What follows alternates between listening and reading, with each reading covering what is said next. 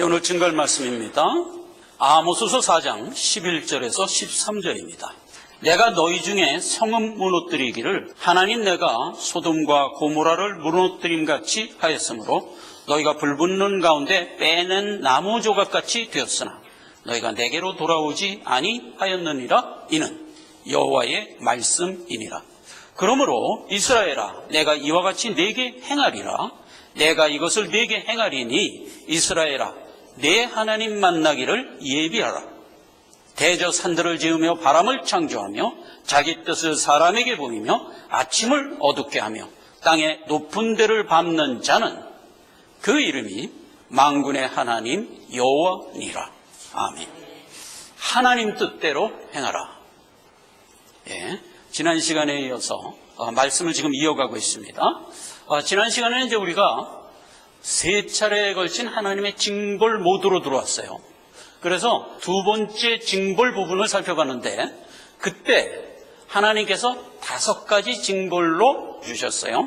그것이 양식을 끊겠다, 비를 내리지 않겠다, 중이를 보내서 이미 있던 곡식도 다 먹어 치워버리겠다, 그리고 연병과 칼, 다시 불붙는 성, 이렇게 해서 5가지를 재앙으로 주셨어요.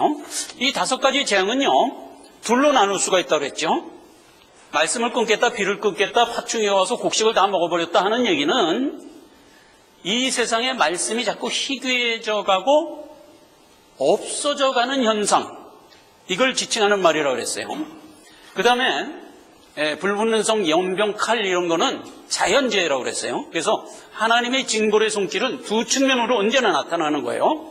하나님의 은혜를 말하자면 걷어가시는 듯한 모습, 이게 징벌 중에 하나고요. 또 하나는 전쟁과 자연재해를 계속 가함으로써 어떤 역할이 되냐 하면 죄된 세상의 세력들이 득의하죠. 득의해서 막 죄가 관영해 나가는데 그 관영해 나가는 죄를 한 타임 누르는 효과가 있는 거예요. 왜 누를까? 그냥 놔버려 두면 죄가 자꾸 득의해서 관영해버려요. 관영해버리면 어떻게 되죠? 주님 재림해야 된다니까. 근데 주님의 재림의 때는 우리 이제 언젠지는 모르지만 하나님이 정해놓은 거예요. 그러니까 하나님이 죄를 다스리면서 끌고 가는 거죠. 막 관영해서 높이 올라갈 때쯤 되면 한 번씩 누르시는 거예요. 그게 어떤 형태로 나타난다? 자연재해, 전쟁, 연병 이런 거로 나타나는 거예요. 그래서 역사적으로 계속 보면 수많은 전쟁이 있었고 자연재해들이 있었죠. 이런 것들이 만약 없었다면 어떻게 됐을까? 이 세상 살기가 같이 그냥 진행되기만 한다면 어떻게 될까? 벌써 죄악은 관영했겠죠. 그래서 노아의 홍수 같은 때를 이미 맞아버리고 말았겠죠. 그럼 하나님 구속사 끝내야 되는데 안 돼요. 구속사 왜 끝내면 안 되죠? 하나님의 택한 백성들의 정한수가 찰 때까지 하나님은 구속사를 이끌어 가야 되기 때문에 하나님께 조종하는 거예요. 그게 자연재해를 이 땅에 퍼붓는 목적이라니까. 그래요. 그게 하나고 또 하나는 하나님의 말씀을 자꾸 희귀하게 만들어가는 듯한 모습을 보여준대요. 이거는 무슨 뜻이냐면 여러분, 불신세계에 있는 사조는 마귀에게 구속돼서 살아가는 게 말하자면 불신세계예요. 그리고 그 불신세계에는 하나님의 말씀을 줄 필요가 없어요. 하나님은 마귀에게 말씀 절대로 안 줘요. 안 줍니다. 그런데도 불구하고 죄된 세상에 말씀을 왜 주죠? 우리가 씨 뿌리는 자의 비유에서 보았듯이 말씀을 계속 세상에 뿌려요 지금. 그럼 그 말씀이 어디로 가나요? 옥토에도 떨어지고 길가에도 떨어지고 돌밭에도 떨어지고 가시떨기에도 떨어지죠. 그런데 보세요. 옥토에 떨어진 것만 싹이 나고 결실을 하잖아요. 그 외에 다른 데 떨어진 건 다 쓰러지지요. 이 다른 데 떨어졌다는 것이 말하자면 불신자에게 말씀이 같다는 뜻이에요. 그래서 길가에 떨어진 거를 들어가 보면 이렇게 돼 있어요. 씨가 길가에 떨어지니까 어떻게 됐어요? 새들이 와서 홀랑 집어먹었죠. 나중에 예수님이 그걸 어떻게 해석했나요? 새들이 와서 집어먹었다 하면 마귀가 말씀을 채갔음이요, 이 얘기란 말이죠. 그래서 불신세계에는 말씀을 줘봐야 소용이 없어요. 소용이. 그런데도 불구하고 뿌리는 거예요. 왜냐하면 불신세계에 뿌리는 거는 그 뿌린 씨 중에서 옥토에 떨어지기를 바라서 뿌리는 거잖아요. 그렇죠? 양식을 끊었다, 비를 내리지 않았다, 있던 곡식도 자꾸 팥중에 와서 먹어버렸다 하는 얘기는 아모스서에서 얘기한 그 재앙의 분위기를 보고 신자들 보고 깨달으라는 거죠. 이 세상에 말씀이 자꾸 희귀해져 가는 거야. 말씀이 자꾸 사라져 가는 거야. 그런 현상을 보고든 이 세상은 불신으로 차간다고 느끼라는 거죠.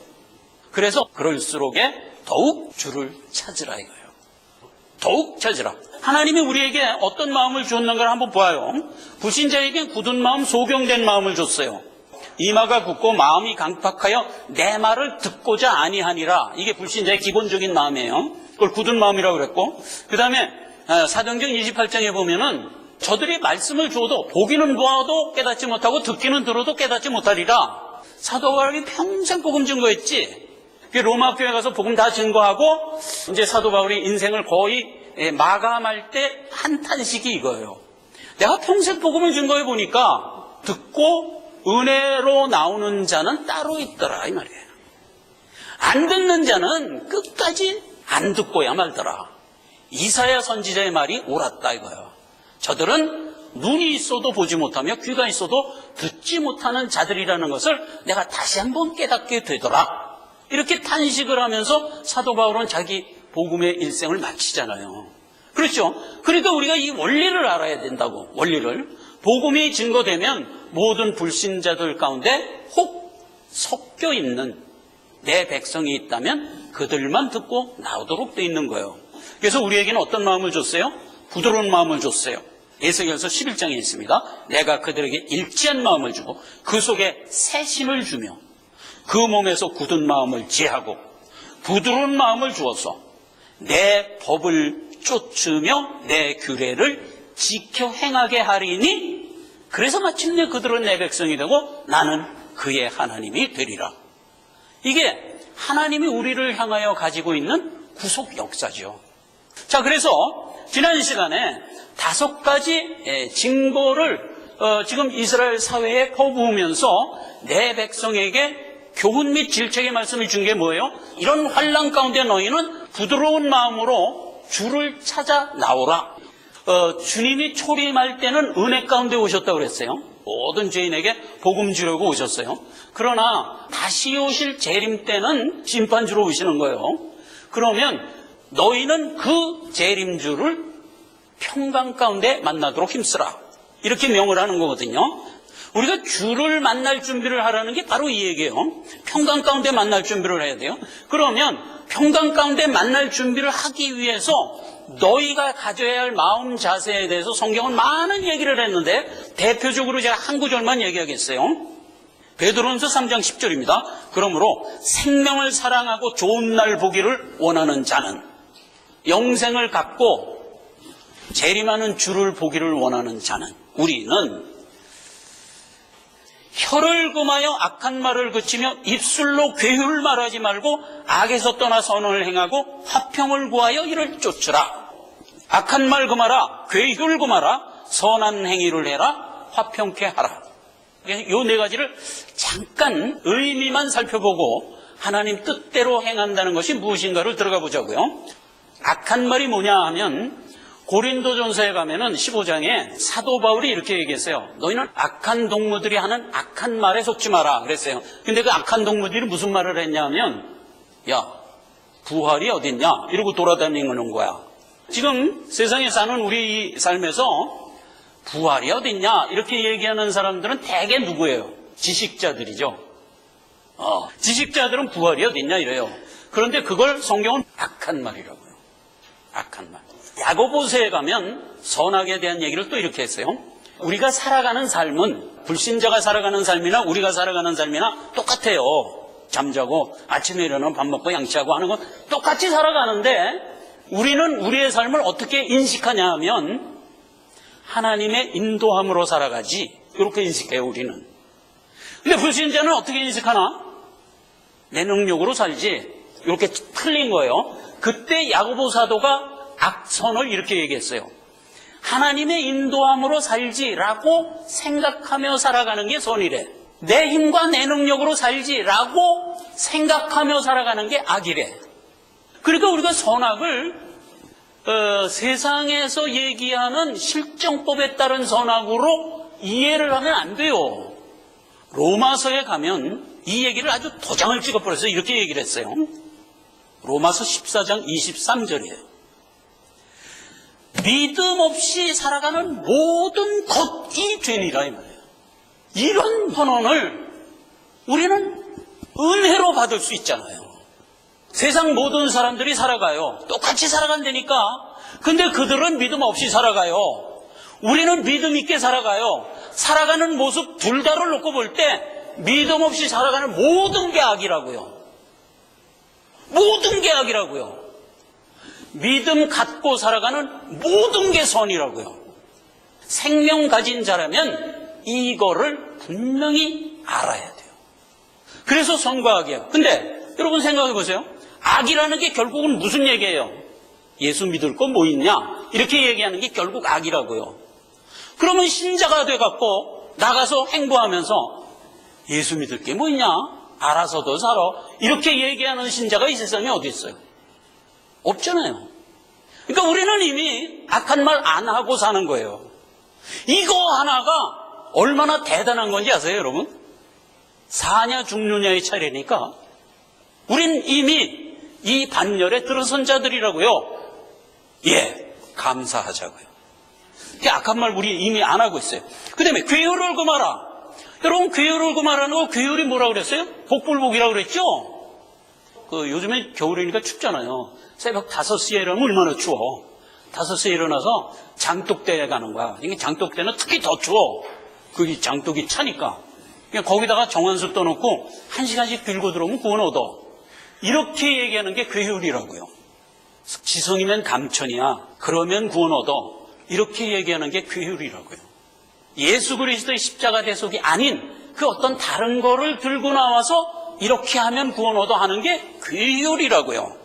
그러면 신자들은 이미 괴율을 말 안 하죠. 예수 십자가 대속으로만 우리는 생명을 받을 수 있어. 이러고 다니잖아요. 상대가 듣든 안 듣든 우리는 그러고 다니잖아요. 그렇죠? 그런데 다른 얘기를 한단 말이에요. 다른 얘기를. 봉사 많이 해. 인간답게 살아. 착하게 살아. 그러면 구원 얻어. 이렇게 얘기하는 게 괴율이고 헛된 말이라고요. 근데 신자는 벌써 그런 거 안 하잖아요. 예, 이거 하나만 갖고도 우리는 엄청난 격차가 있는 자들이다.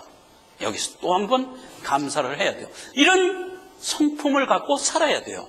자, 이런 성품을 갖고 살아가면서 하나님은 마태복음 7장 21절에서 산상수훈에서 우리에게 분명히 얘기했죠. 주여 주여 하는 자가 천국에 들어가는 게 아니고 하나님의 뜻대로 행하는 자라야 들어가리라. 이렇게 얘기했거든요. 그래서 우리는 뜻대로 살아야 평강 가운데 주를 만날 수 있는데, 그러면 하나님의 뜻대로 살아가는 게 무엇인가를 살펴보고 이 시간을 끝내려고 하는 겁니다. 하나님의 뜻대로 행하라 할 때 하나님의 뜻이 무엇인가부터 찾아야 돼. 여러분, 하나님의 뜻이 뭘까? 굉장히 많을 것 같지? 아니에요. 하나님의 뜻 딱 한 개밖에 없어요. 자, 그걸 살펴보자고요. 누가복음 22장 42절. 가라사대 아버지여, 만일 아버지의 뜻이거든 이 잔을 내게서 옮기시옵소서. 그러나 내 원대로 마옵시고 아버지의 원대로 하옵소서. 그리고 예수님 십자가에 못 박혀 죽으셨어요. 그럼 여기서 아버지의 뜻이 뭐였어요? 야, 예수야, 너 지상에 내려가서 십자가에 못 박혀 죽어라. 이게 아버지의 뜻이었다고요. 요거 하나 정돈해야 돼요. 아버지의 뜻 뭐? 예수야, 너 십자가에 못 박아 죽어라. 하나. 또 하나 살펴봅시다. 그래서 십자가 지고 죽었어. 그래서 된 일이 뭐죠? 내 백성의 죄값이 치러져 버렸어. 내 백성의 죄값을 치rum으로써 내 백성이 사망에서 생명으로 살아나 버렸어. 예수님은 그냥 일방적으로 그 일을 했고 그 일 끝에 하나님의 백성들은 다 생명 갖고 나와버린 거예요. 그렇게 된 상태까지를 이해해야 돼요. 그리고 그 다음으로 가야지 이걸 자꾸 달리 해석하면 안 돼. 그렇게 돼서 예수님의 뜻은 뭐? 내 양으로 생명을 얻게 하려는 것. 이게 예수님의 뜻이었어요. 하나님도 예수 보고 십자가에 죽으라고 그랬고, 예수도 십자가에 죽고 나서 자기 백성을 저희 죄에서 구원해버렸어. 그러니까 하나님의 뜻은 결국 뭐예요? 내 백성에게 생명 주기 위하여 십자가에 죽은 것, 이게 뜻이라고요. 다른 게 없다고요. 두 가지만 더 살펴봐요. 마태복음 20장에 가면 포도원 품꾼 비유가 나와. 포도원 주인이 어떤 품꾼을 고용을 했어. 너 우리 포도원에 와서 일해라. 아, 좋죠. 아침 9시부터 저녁 6시가 일과 시간이니까 그 시간에 와서 일해라. 네, 알았습니다. 그래갖고 9시에 왔어. 이 주인이 그렇게 일을 시켜놓고 시장바닥으로 나가는 거야. 나가더니 계속 일꾼들을 데려오는 거야. 그때 이제 9시가 지났으니까 10시 됐지. 10시에 또 한 사람 데려오더니 11시에 나가서 또 한 사람 데려오는 거야. 오후 2시에 되니까 또 한 사람 데려오는 거야. 마지막에 끝나기 1시간 전 5시에도 사람을 데려오는 거야. 그래갖고 이제 계속 데리고 와서 일을 시키더라고. 그래서 6시가 돼서 일이 다 마쳤어요. 그러니까 이제 일꾼들 다 모아놓고 품삯을 주는 거예요. 근데 제일 먼저 1시간 일하는 사람에게 주인이 품삯을 주는데 그렇게 보니까 한 데나리온을 주는 거야. 한 데나리온. 야, 한 데나리온을 받는구나. 근데 3시간 일하는 자도 한 데나리온. 5시간 일하는 자도 한 데나리온. 그러니까 이제 이 풀타임으로 일한 이 친구가 생각을 했어. 야, 저렇게 일부만 일을 했는데도 한 데나리온을 받는 거 보니까 나는 좀 더 주리라. 더 주리라. 이렇게 생각했는데 자기 차례가 왔는데 한 데나리온을 뚝 주는 거야. 그래 이 사람이 결이 나갖고, 아니 여보시오 주인이요, 아니 저 사람들은 풀타임으로 일도 안 했는데 한 달에 주면은 나는 좀 더 받아야 되는 거 아니요? 그리고 따졌어요. 그랬더니 그때 이 한 말, 이놈아 내가 너하고 어떻게 계약했지? 9시에서 6시까지 일하면 한 데나리온 주기로 계약했죠. 그럼 내 계약대로 너에게 한 데나리온 줬냐 안 줬냐? 줬는데요? 그러면 됐지. 넌 네 것이나 가지고 가. 내가 풀타임으로 일을 안 했는데도 한 데나리온을 주는 것은 내 뜻이야 이놈아. 이렇게 된 얘기란 말이에요. 그러면 이 한 데나리온이 영생이에요. 그리고 포도원 주인이 하나님이에요.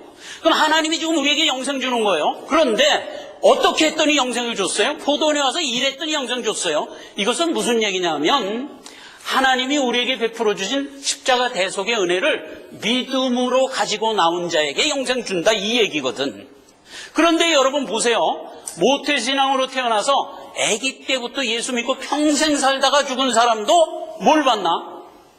영생을 받죠. 여기 모태신앙이었던 분 계시나? 아마 없으신 것 같아. 나이 40대에서 예수 믿어도 하나님 영생 주는 거예요. 십자가상의 강도는 죽기 5분 전에 예수 믿었는데도 영생 주셨잖아요. 그러니까 여기서 대원칙이 뭐예요? 누구든지 내가 베풀어 주신 십자가 대속을 믿고 나오는 자는 누구든지 영생을 주리라. 이게 누구 뜻? 하나님의 뜻이란 말이에요. 하나님의 뜻이란 말이에요. 예? 여기까지 우리가 하나님의 뜻을 알아야 돼. 하나 더 살펴봅시다. 마태복음 18장에 가면 소자 얘기를 많이 해줬어. 비유 중에 소자. 이 많은 소자 중에 하나라도 잃지 않는 것이 내 아버지의 뜻이니라 라고 예수님이 얘기했어요. 그럼 자 보세요. 수많은 소자가 하나도 잃지 않고 다 하나님이 영생을 주고자 하는 것이 하나님의 뜻이래. 이제 이 하나님의 뜻을 정돈합시다. 하나님의 뜻은 자기 백성에게 생명 주고자 하는 거예요. 그래서 준 거예요. 그런데 하나님의 백성이 그럼 누구냐? 이걸 우리가 정돈해야지. 근데 여기 보면 소자 이런 말로 표현했어요. 다른 성경에 보면 가난한 자, 눈먼 자, 무슨 눌린 자, 포로된 자 이런 식으로 표현했어요. 이게 다 하나님의 택한 자녀다라는 뜻이에요. 예수님이 그랬죠. 내가 온 것은 내 양으로 생명을 얻되 풍성히 얻게 하려 함이라 그랬지. 마태복음 1장 21절에도 뭐라 그랬어요? 예수가 이 땅에 온 것은 자기 백성을 저희 죄에서 구원하러 오신 거예요. 온 백성을 구원하러 온 게 아니고 자기 백성을 저희 죄에서 구원하러 왔어요. 그러니까 내 백성, 택한 자에게 구원을 주려 함이에요. 그럼 여기서 얘기한 소자, 가난한 자, 눈먼 자 하는 게 어떤 의미로 우리에게 줬는가를 살펴보면 그 얘기가 더 확실해져요. 마태복음 10장 42절에 보면 소자에게 냉수 한 그릇을 주면 절대로 상을 잃지 아니하리라 할 때 소자예요. 여기서 냉수는 뭐예요? 복음의 말씀 전한 거예요. 야, 예수 믿어라. 그리고 어떤 사람한테 전했는데 그 사람이 소자였어. 나는 부지불식간에 그 말 한마디 한 것 때문에 하늘의 상급이 쌓이는 거야. 그러니까 우리는 누가 소자인지 누가 소자가 아닌지 모르잖아요. 그러니까 그냥 하늘 아래 머리 둔 사람은 누구에게나 나가서 예수 믿어 이러고 다니면 그 중에 소자가 껴있겠지. 껴있으면 하늘의 상급이 쌓인다니까. 이 다음에 이제 본향 가면 내 맨션에 하나님의 상급이 그득이 쌓여 있어야 돼. 가니까 상급 하나도 없는 거야. 가니까 상급 하나도 없는 사람 누군지 아세요, 여러분? 십자가상의 강도. 하나도 없어, 상급. 그러니까 상급 싸우며 살아가는 거예요. 이게 소자. 그 다음에 마태복음 18장 5절에 소자를 만약 누군가 실족해 하면 차라리 연자맷돌을 목에 두고 바다에 빠지는 게 나을걸? 라고 했을 때 소자예요. 마태복음 18장 10절에는 소자를 괴롭게 하지 마라. 괴롭게 하면 네가 무슨 일을 당할지 아냐? 이놈아 그 소자에게는 하나님의 수호천사가 있어. 예수님이 한 얘기예요. 하나님의 택한 자 함부로 대하면 안 돼요. 절대 안 돼요. 큰일 나는 거예요. 예, 이거 성경 말씀이기 때문에 언제나 틀림없는 거예요. 그럴 때 소자. 그 다음에 지금 마태복음 18장 14절에는 하나님의 뜻 중에 하나였죠. 모든 소자 중에 하나도 잃지 않는 것이 내 뜻이라. 이 얘기는 예수님이 요한복음 18장에도 했죠. 아버지여 내게 주신 자를 하나라도 잃지 아니하여 쌌나이다. 그렇죠. 하나님에게 택한 자는 한 사람도 안 잃는 거예요. 다 결국 영생을 주는 거예요. 야, 저 틀림없이 택한 자인데 죽기 5분 전까지 예수 안 믿고 있는 거야. 아슬아슬하지. 그런데 보면 5분 전에 믿고 죽더라고. 이게 십자가상의 강도 결국 그렇게 해서 구원받고 죽잖아요. 그러니까 한 사람도 잃는 법이 없는 거예요. 이건 대원칙이에요. 대원칙. 그때 소자. 그 다음에 가난한 자 쪽으로 들어가면 누가복음 4장 18절에 보면 제가 그건 주보에 기록했는데 한번 봅시다. 주의 성령이 내게 임했으니 이는 가난한 자에게 복음을 전하게 하시려고 내게 기름을 부으시고 나를 보내서 포로된 자에게 자유로 눈먼 자에게 다시 보게 함을 전파하고 눌린 자를 자유케 하고 주의 은혜의 해를 전파하게 하려 함이라. 이게 이제 이사야서 61장 1절에서 하나님이 예수 그리스도에 대한 얘기를 예언적으로 한 말인데 이 얘기를 예수님이 오셔서 그 얘기를 반추했어. 가난한 자, 포로된 자, 눈먼 자, 눌린 자에게 뭘 주겠다? 복음을 증거하겠다 이거예요. 택한 자라는 뜻이에요. 그래서 소자, 가난한 자, 눈먼 자, 눌린 자 이게 다 하나님의 택한 자라는 의미예요.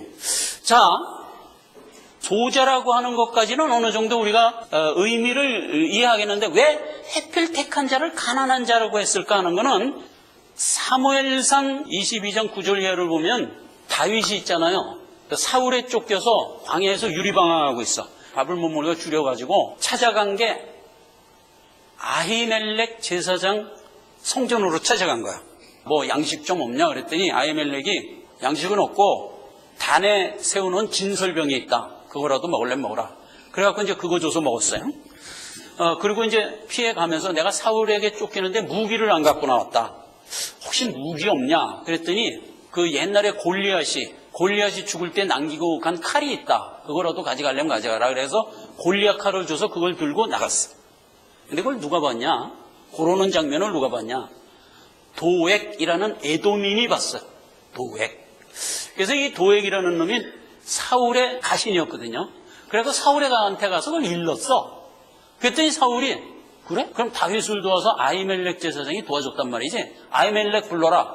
그래갖고 아히멜렉을 불러서 그 일속 85인을 사그리 죽여버렸어요. 그래서 이 도액을 성경이 뭐라고 얘기했는가 봐요. 시편 52편 7편입니다.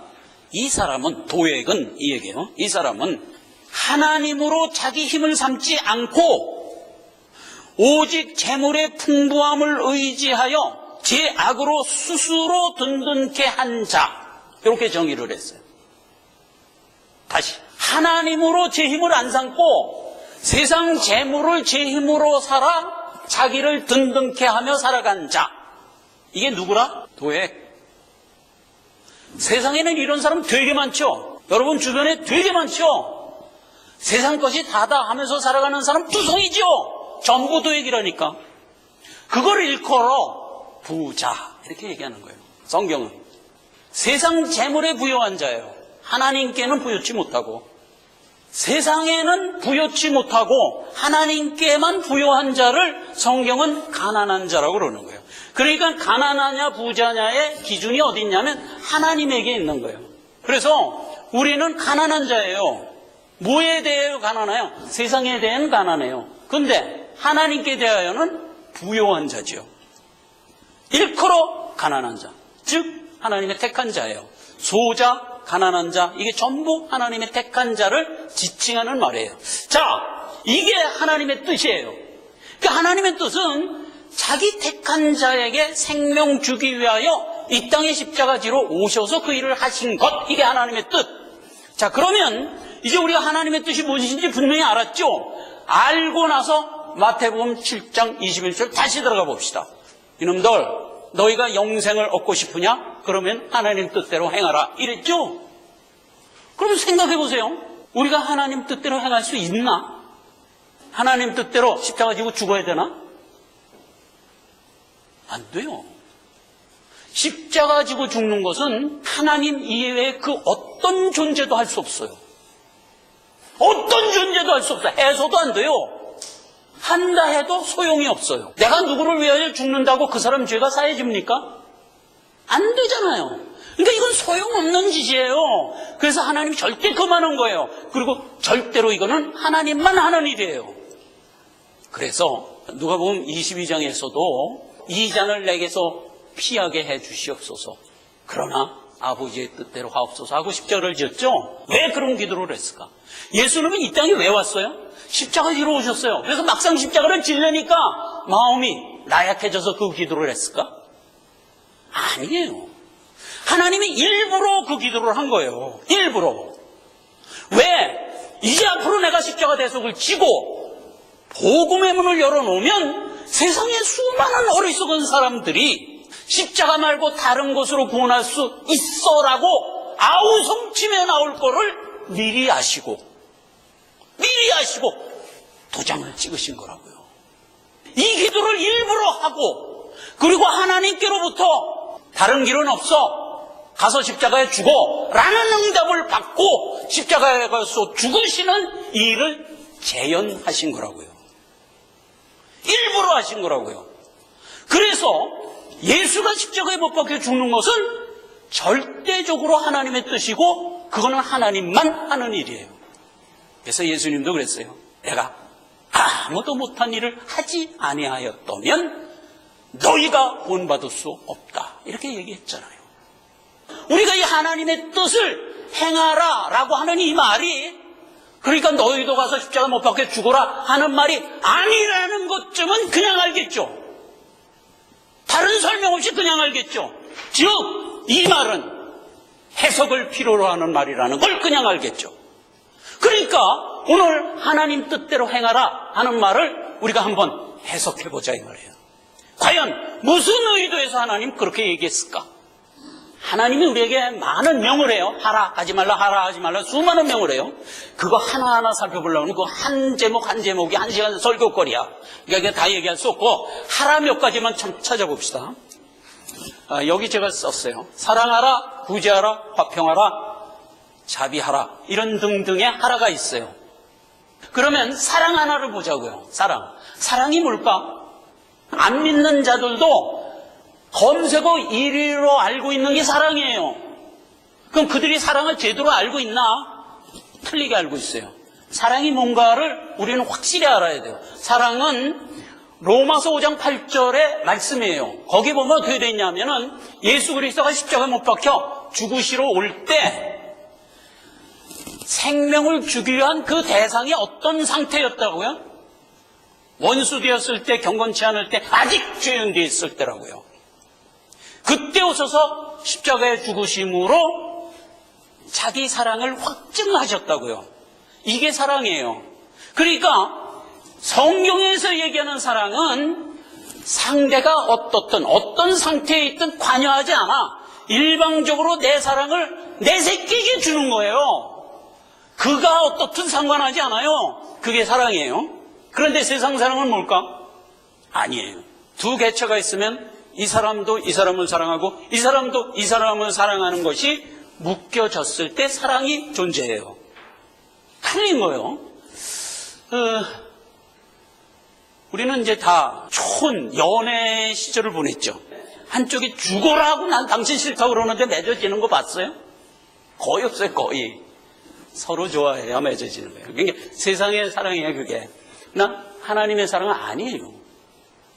일방적으로 내 생명을 내 새끼에게 주고자 하는 이 일방적인 하나님의 뜻을 사랑이라고 그러는 거예요. 그렇죠?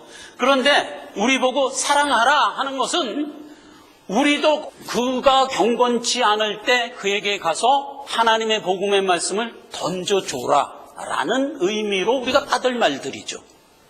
이렇게 보니까 마음이 착하고 이렇게 보니까 사람이 괜찮아 보이는 사람한테만 가서 전도하나? 아니에요. 예수님이 경건치 않는 우리, 원수된 우리, 아직 부족한 우리에게 와서 십자가에서 죽으신 것처럼 우리도 세상의 모든 죄인을 향하여 예수 믿어, 예수 믿어 하면서 다니는 것이 그게 우리의 사랑이에요. 그래서 이 얘기를 사도행전 2장에 보면 모든 사도들의 행적을 이렇게 표현했어요. 2장 40절 보면 여러 말로 확증하여 구원을 받으라고 권면하며 다니더라. 예수님의 십자가의 대속으로 우리가 생명 얻었다는 것을 믿어야 돼 하면서 여러 말로 권면해서 깨닫게 해서 권면하는 것, 이게 우리가 할 사랑이라고요. 그렇죠? 사랑, 이게 하나. 구제, 에스더서입니다. 에스더서 9장 22절에 보면 아달월 이날에 유대인이 대적에게 벗어나서 평안함을 얻어 슬픔이 변하여 기쁨이 되고 애통이 변하여 길한 날이 되었으니 이 두 날을 지켜 잔치를 베풀고 즐기며 서로 예물을 주고 가난한 자를 구제하라, 이렇게 돼 있어요. 그러니까 가난한 자를 구제하라는 말이 어떤 상황에서 나왔는가를 주목하라고요. 부림절이라는 절기가 있어요, 이스라엘 백성들에게. 그럼 부림절이 뭔가 아세요, 여러분? 이거 알아야 돼요. 이스라엘 백성들이 메대와 바사 식민지로 있을 때 아하수에로 왕 시절이었어요. 그때 총리가 하만이라는 친구였어요. 이 하만이 유대인을 무지하게 싫어했어. 그래갖고 유대인을 죽일 계략을 세웠어요. 그리고 법을 만드는 거야. 법을 만들어갖고 아하수에로 왕의 어인까지 찍었어. 그래서 이제 내일 모레면 죽일 거야. 그렇게 된 상태까지 온 거를 모르드게하고 그 왕비 에스더가 뒤늦게 알았어요. 큰일 났거든. 이제 유대 백성 다 죽게 생겼단 말이에요. 그래서 에스더가 죽으면 죽으리라 하고 왕한테 나가서 그 사실을 고했어요. 이렇게 해서 이제 내 모든 동족이 죽게 되었나이다. 이렇게 얘기하니까 왕이 가만히 얘기를 들어보니까 이 하만이 억지로 만든 법이거든. 그래서 안 되겠다, 하만을 잡아와라. 그래서 하만을 죽여버렸어요. 그래갖고 이스라엘 백성이 살아났어요. 그날을 기념하여 부림절 그랬어요. 그래서 아달월 14, 15 양일간을 기쁨으로 지내라, 이렇게 된 거예요. 이 아달월이면 이스라엘 달력으로 12월이고 태양력으로 보면 한 2, 3월경쯤 되는 거예요. 부림절이 이스라엘의 즐거운 절기예요. 자, 그럼 보세요. 부림절의 의미가 뭐? 부림절의 의미, 사망에서 생명으로 나온 거예요. 그러니까 우리가 구원받은 상태를 묘사한 절기죠. 요한복음 5장 24절, 너희가 사망에서 생명으로 옮겼느니라. 너희가 사망에서 생명으로 옮겨졌느냐? 그러면 구제하라. 어떤 상황에서 나왔다고? 살아났느냐? 그러면 구제하라. 이렇게 된 얘기라니까. 그러니까 구제가 뭐예요? 그냥 알겠죠? 너 영생으로 생명 얻었냐? 그러면 그 영생 나가서 증거하라. 이게 구제라고요. 우리가 이제 성경에서 하라 하지 말라, 많은 그 하라 하지 말라가 있는데 그거를 세상 실정법으로 이해하려는 오류가 우리에게 항상 있어. 북한 뭐 못 먹는데 거기 갖다 뭐 쌀 갖다 주고 이런 걸 구제라고 생각하는데 아니에요. 실정법을 따라서 사랑하는 거예요. 어디 가서 봉사 많이 하고 어디 가서 뭐 착한 일 많이 하고 이런 걸 사랑이라고 그러는데 아니에요. 그러면 우리는 실정법 지킬 필요가 없나? 아니에요. 그거는 그냥 상식이에요. 여러분, 제가 요즘에 그 애기들 나오는 프로 있죠? 호주 사람, 샘 해밀턴이라는 호주 사람이 자기 애기 키우는 장면이 나오는 거야. 근데 애기가 2살 어간 됐어. 그랬는데 천방지축이지 아무것도 몰라. 근데 촛불을 켜놓으면 촛불 가서 막 확 집는 거야. 이 해밀턴이 안 돼 하고 말리질 않고 그냥 내비두더라고. 이놈의 아기가 아장아장 가더니 촛불을 탑석 잡아서 어떻게 되겠어? 뜨겁지? 울더라고. 그럼 그 다음에 촛불을 잡을까? 안 잡지? 당연히 안 잡죠. 그럼 우리가 아기를 키울 때 유치원을 보내죠. 그럼 유치원에서 가르치는 게 뭐예요? 어떻게 하면 인사하냐? 인사법 가르쳐주고. 청결하게 하냐? 그때 한창 기저귀 차면서 이제 다닐 때니까 배변을 하면은 어떻게 하라? 이런 거 가르치는 거예요. 이제 언어 가르쳐주죠. 이런 거 가르쳐줘요. 그래서 아기를 학원에 보낸 거예요. 유치원도 이제 일종의 학원이죠. 학원에 보낼 때 돈을 들여가면서 가르치는 게 뭐예요? 그런 절대적으로 필요한 것들을 가르치죠. 그런데 학원에 촛불 만지지 않게 가르치는 학원에 돈 주고 보내나? 야, 목마르면 물 마셔라. 그거 가르치기 위한 학원에 보내나?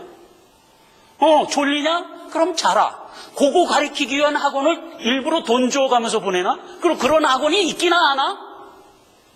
그런 건 없는 거예요. 그럼 세상이 이래도 너무나 상식적인 거는 그냥 내비두는 거예요. 그냥 지가 하는 거지. 영적으로도 마찬가지란 말이에요. 하나님이 성경에 사랑하라, 구제하라 하는 여러 덕목들을 줄 때는 하나님의 뜻으로 된 얘기들이잖아요. 이거를 실정법으로 받아서 실정법대로 하고자 하는 것은 마치 촛불 만지지 마라라는 학원 보내는 거나 같잖아요. 뭘 그런 걸 성경이 가르치냐고. 성경은 그런 쓸데없는 거 가르치는 책이 아니잖아. 영적인 거를 가르치는 책이잖아요. 실정법에서 나오는 인본주의 사조는 그냥 아는 거잖아요. 인간이라면 누구나 아는 거잖아요. 뭘 가르치기를. 그러니까 우리는 성경에서 하는 모든 얘기를 바르게 해석하여 취할 줄 알아야 된단 말이에요. 오늘 하나님 뜻대로 행하라 하는 얘기가 이렇게 해석이 필요한 말이라는 걸 알았어요. 화평도 보세요. 화평. 원래 화평을 성경은 뭐라고 얘기했어요? 예수는 화평이라 이렇게 얘기했어요. 왜 예수가 화평이에요? 죄인된 이방인을 내 권속되게 하는 일을 오셔서 했다고요. 중간에 막힌 담을 헐고. 그 중간에 막힌 담이 뭐예요? 죄. 그걸 어떻게 헐었어요? 십자가에서 죽음으로써 헐었잖아요. 그래서 한 죄인으로 내 백성 되게 하는 일을 했다라는 차원에서 예수 보고 화평이라고 그러는 거예요. 그래서 예수는 화평이신지라 그래 놓고 우리에게 뭐를 명령해요? 이런들 화평케 하는 자들이 곧 하나님의 아들이라 이 명을 주잖아요. 그럼 우리 보고 너도 가서 십자가 지고 중간에 막힌 담 헐고 수많은 죄인들에게 가서 생명 줘라 이 얘기예요? 아니잖아요. 마음에 긍휼과 사랑하는 마음을 갖고 나가서 죄인들에게 이 귀한 복음의 말씀을 증거하라 이거예요. 그렇게 증거하려면 내가 싸나워 갖고 돼요? 부드러워야지. 그래야 내 말을 들을 거 아니에요. 그런 차원에서 화평이에요. 우리에게는. 자비도 마찬가지예요. 자비도 한번 볼까요?